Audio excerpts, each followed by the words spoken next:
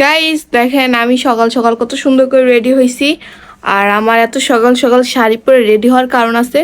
তো আগে আমি আমার হাজব্যান্ডকে ডাক দিই, তারপর আপনি কারণটা বুঝতে পারবেন। আসলে আজকে শুক্রবার, আমার হাজব্যান্ড আমাকে বলছিল বাইরে ঘুরতে নিয়ে যাবে, তো তাকে আমি ডাক দিচ্ছি। সকাল হয়ে গেছে। এই কি গো, ওঠো, সকাল হয়ে গেছে, উঠো না, ওঠো ওঠো ওঠো। এই দেখো আমি কত সুন্দর করে সাজছি। চলো চলো চলো, আমরা এখন দিয়া বাড়ি যাবো ফুচকা খাইতে, চলো। সাতটা মানে কটা বাজে? 10টা। আরে সকাল হয়ে গেছে, দেখো কয়টা বেজে গেছে, দেখছো তুমি?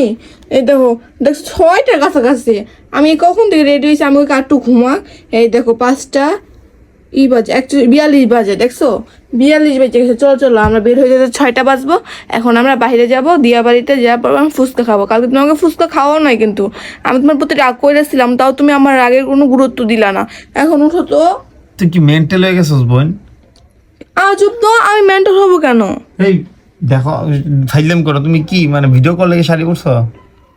চুপ তো, আমি ভিডিও করার জন্য কেন শাড়ি পরবো? এই দেখো আমি কত সুন্দর করে একটা নীল কালার শাড়ি পরছি। আমি এখন যাবো দিয়া বাড়ি। তুমি আমাকে বলছিলে শুক্রবার ঘুরতে নিয়ে যাবো, আছে কি বার মনে আছে? দেখো, ঘুমানোর সময় ডিস্টার্ব করো না। এখন কটা বাজে? এখন কোনো দোকানপাট খুলছে নাকি? তুমি কি ছাগল পাগল নাকি? মহিলা মানুষ কি দিবে? আরে এখন আমরা হাতে বুদ্ধি তোমার। এই বুদ্ধি নিয়ে কোনো কথা বলবো না। এখন আমরা দিয়া বাড়িতে যাবো, দুজনে হাঁটতে হাঁটতেও যাবো, আবার রিক্সা দিয়ে যাবো, গাড়িতে যাবো। যাওয়ার পরে কিছুক্ষণ হাঁটাহাঁটি করার পরে এমনি দোকানদারেরা খুলবে। আজকে শুক্রবার না, তাড়াতাড়ি খুলবে। তারা কি তোমার মতন মানে বসে বসে খায় নাকি? যাকে দোকান খোলার কোনো থাকবো না। উঠো উঠো উঠো। তোর দেখো মনে ফাইলাম করো তুমি। দেখো এত সকালে কোনো দোকানপাট খুলবো না, আমার ঘুমাইতে দাও। মন মেজ খারাপ অনেক না। ঘুমাইছো, চলো না, এসে ঘুমাই। আমার একা বন্দি লাইফ ভাল লাগে না।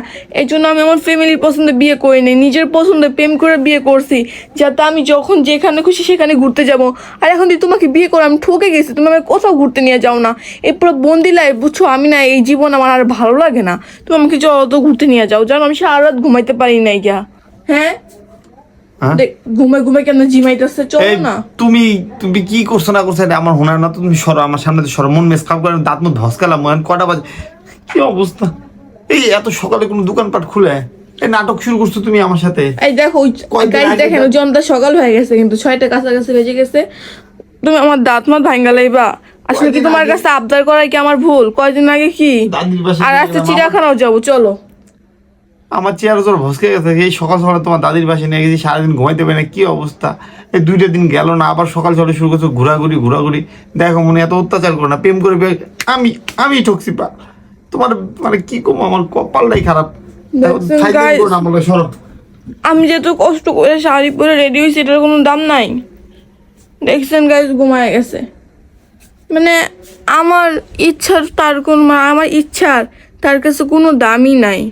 মানে আমি কারে বিয়ে করলাম এটা? যদি নিজে আজকে মা বাবার পছন্দ হয়তো বিয়ে করতাম, তাহলে তো বাবা বলতে পারতাম যে তোমাদের জামা আমাকে ঘুরতে নিয়ে যায় না।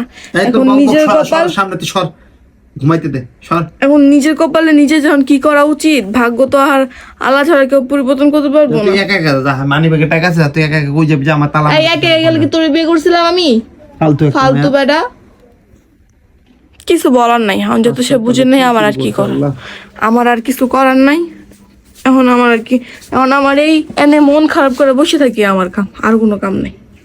আচ্ছা, আপনার ভালো থাকেন, আল্লাহ হাফেজ।